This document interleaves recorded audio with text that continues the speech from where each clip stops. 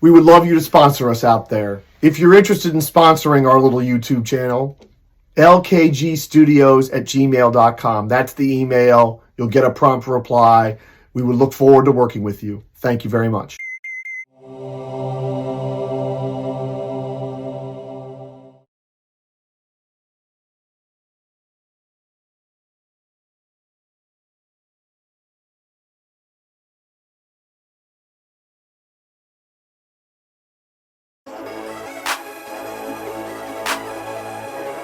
Spain, Japan.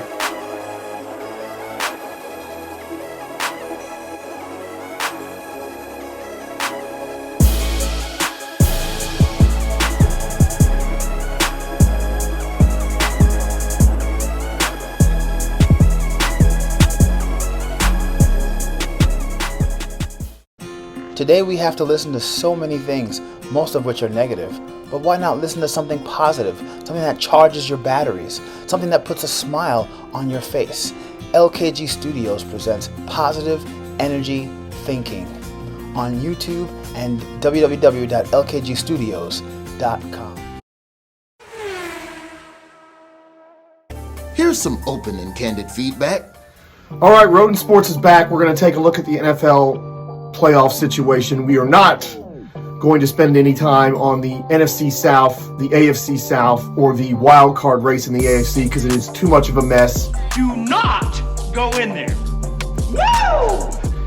All of those would actually deserve their own video. They're all so complicated. So we're just going to concentrate on the stuff that's fairly straightforward. And we'll start with most of the NFC playoff picture. Philadelphia is number 1, 13-1. Things were looking pretty straightforward for them until Minnesota came back from 33 down to beat the Colts. Oh my God! So they're only 2 games ahead of Minnesota, and they could still lose the tiebreaker. Minnesota's 6-3 in the NFC. Philadelphia's 8-1. Jalen Hurts' shoulder is an issue. Don't look so good.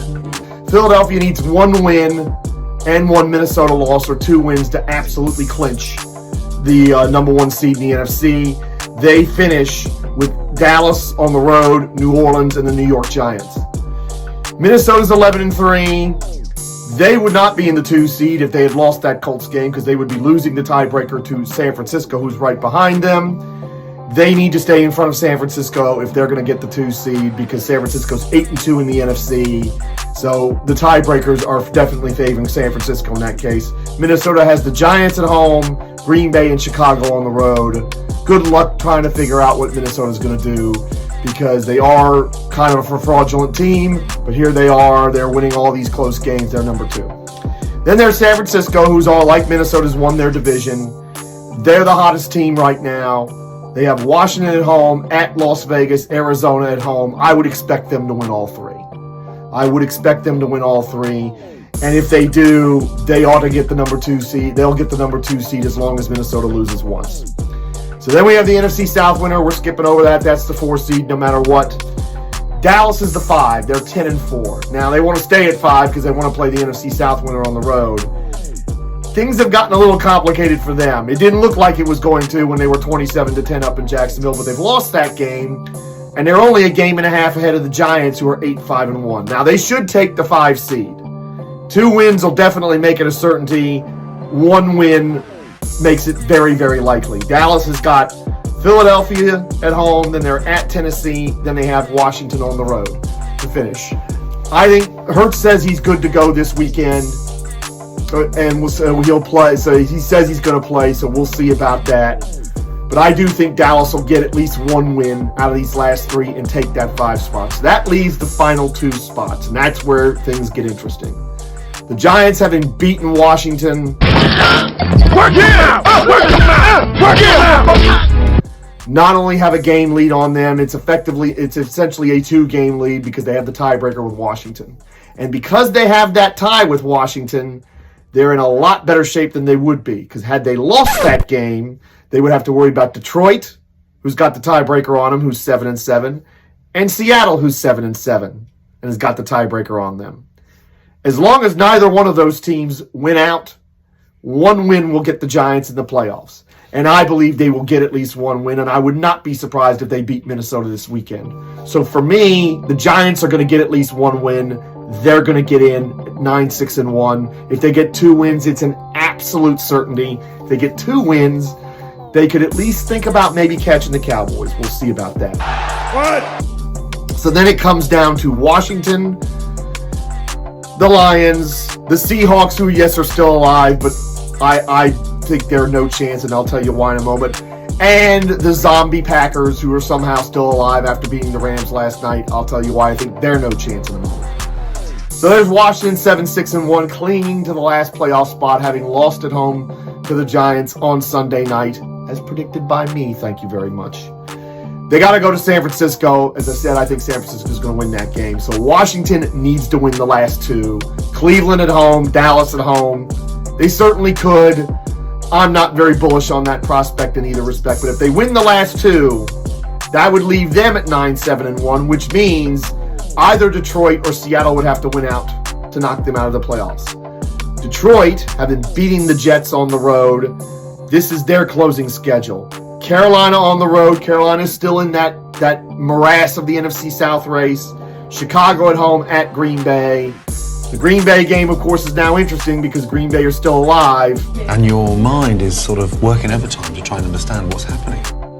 That could create an interesting scenario if it's 9-8 and they both get to 9-8. We'll get to that in a moment. Seattle is at Kansas City next week. The Jets at home and the Rams. Seattle's not winning out. What for? They're not beating Kansas City. They might win the other 2 and get to 9-8, and that'll present an interesting prospect if it's those 3 teams. If they're in a tie with somebody. But I don't love Seattle's chances. I would not be surprised if they lost either one of the games at home against either the Jets or the Rams. The home field advantage they used to have at their place, they don't have anymore. So that leaves Green Bay, who some people were talking up after they won last night as they can win out. Now, if Green Bay does win out, they will be tied with Detroit. They will have the same division record in all likelihood, because I'm assuming Detroit's going to win the other 2 games to get to 9-8. And they may very well have the same conference record, so then you're looking at common opponents potentially between the 2. Because if Green Bay wins out, they will beat Detroit the last game of the season and split with them head-to-head. But they have to go to Miami and play the Dolphins. I know the Dolphins have lost 3 in a row. 2 of those losses were eminently defensible. They played a great game in Buffalo, and had they not stupidly gone for 2 minutes into the 3rd quarter, they would have probably won that game. Just like a tattoo, gets under your skin. I think Miami will beat the Packers and put an end to that, personally.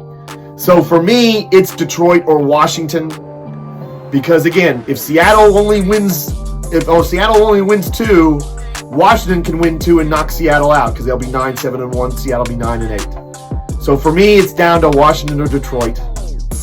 I think Detroit's going to win the lot. I think they're going to win all 3 and get to 10 wins. In that case, Washington would have to win out to knock them out.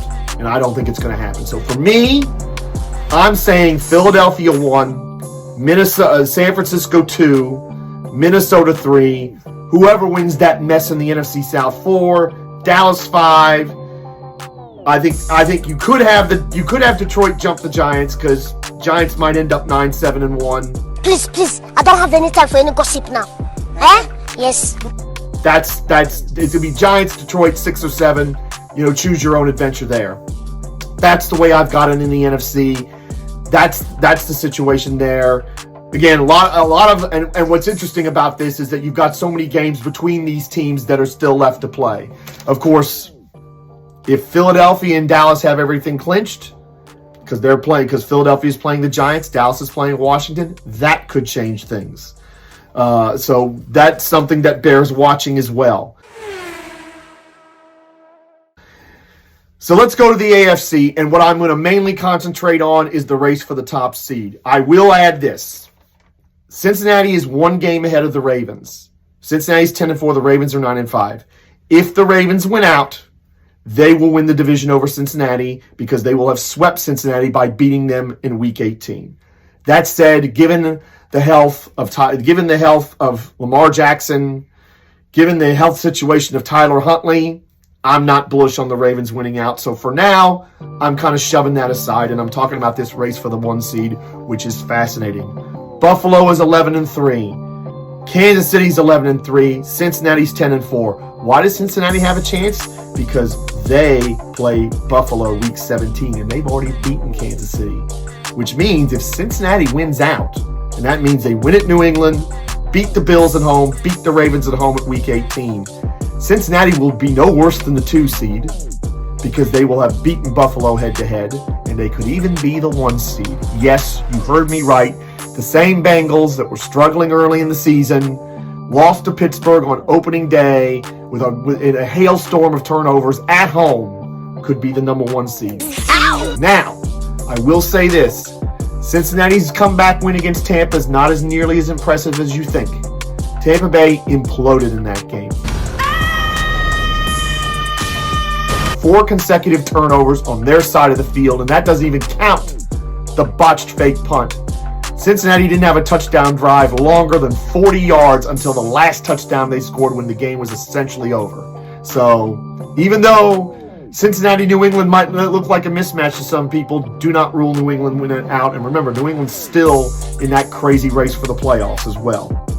But if Cincinnati wins out, they'll be the 2 seed. And if they win out and get 1 loss out of Kansas City, they'll be the 1 seed. Now, what has Kansas City got left? Kansas City has a very favorable schedule. Seattle at home, who is in the NFC playoff hunt, but I think they're circling the drain myself.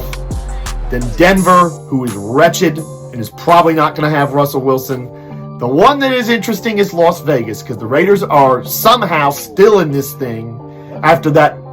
Did you see what happened on Sunday with the Raiders? The last play of the game, it's tied. New England runs the ball trying to pull something, and a guy tries a lateral, and then another guy throws a lateral 20 yards across the field. It's intercepted by Chandler Jones of the Raiders. He stiff arms Mac Jones, runs it in for a touchdown. The Raiders win.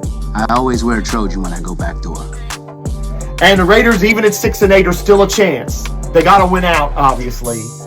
But if the Raiders do get to that last game and they're still in it, they're a chance, because while they haven't beaten Kansas City, they have been a dedicated pain in KC's rear end in every game. And they can score. So KC could lose that last game. If the Raiders are out of it, it's a different situation. But if the Raiders are still in it, and really, that loss to the Rams where the Raiders held them to a field goal the entire game and then blew it in the last 5 minutes with 2 touchdowns, what a disaster that is. The Raiders could beat Kansas City and open the door for Cincinnati. And everyone can beat the odds and do great things in life, and I want everyone to know that. That's the message I'm here to say. But there's Buffalo. And for me, Buffalo's been the number 1 team for me. They had the little wobble, and I would have put them down behind, say, the Eagles and a few other teams when they had their little wobble. But they've been the number 1 team since they stomped the life out of the Rams on Thursday night to start the season. Buffalo. And remember, they've beaten Kansas City, so they have the tiebreaker over Kansas City. That's why they're the number 1 seed right now. At Chicago, at Cincinnati, which of course is massive, New England at home. Buffalo wins out. They're the 1 seed, no question about it. And quite frankly, I can't see anybody going to that rich stadium and winning if Buffalo wins out. But that is the situation at the top of the conference. It is so fascinating. Cincinnati would have been off everybody's radar early in the season, but they have entered the chat in terms of the number 1 seed, and they can still get it. That said, I'm very tempted to pit New England against them this week, because people are going to be overrating Cincinnati because it's, oh, look at this great comeback against Tampa. Tampa imploded. That wasn't Cincinnati good. That was all Tampa bad. I watched it. If I hadn't seen Texas San Antonio do almost a similar thing in a bowl game 4 days before, I would have been slack-jawed, because I don't think I've ever seen a team, essentially turn the ball over 5 times in a row on their own territory. What? And that's what Tampa Bay did. So that is the playoff situation now. It's going to be a fascinating week. Hopefully, week 16 clears some of this stuff up. It may not. And hopefully, if we can get some more clarity in the wild card race in the AFC, with the AFC South and the NFC South, we might actually do some videos about that. But I'm going to wait to see these results, because in the NFC South, granted it's unlikely, you could have 4 teams at 6-9 after this week. All 4 of them. I don't think that's going to happen, but if it did, you understand why it would take forever to try to sort that mess out. It's time to stop. So that's Rodent Sports. Thank you for watching. Like, subscribe, share it around, comment. We appreciate the conversation. Talk to you all later.